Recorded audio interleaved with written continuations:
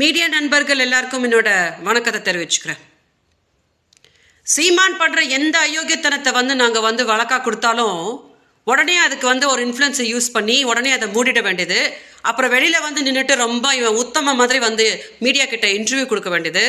இப்போ என்ஐஏக்கு என்ன பெரிய எக்ஸ்பிளனேஷனா? என் மீனவ மக்களில் செத்தாங்க, இவன் செத்தான். நான் தான் சொல்லிட்டேனே, அங்கே ஈழத்தில் அவன் தங்கச்சிங்க கற்பழிக்கப்பட்டு இருக்கும்போது ஏன் தலைவரே இறந்த போதே நீ ஆட்டம் தானடா போட்டுட்டு இருந்த அப்படின்னு நான் தான் ஹையஸ்டா தமிழ்நாடு மக்களுக்கு சீமானோட யோகியதையை காமிச்சிட்டேனே. இன்னைக்கு என்னோட கேஸ் எங்க நின்றுட்டு இருக்கு தெரியுமா? அதாவது அந்த எஃப்ஐஆரை ஸ்குவாஷ் பண்ண சொல்லி சீமான் ஒரு வழக்கு போட்டார்ல ஹைகோர்ட்ல.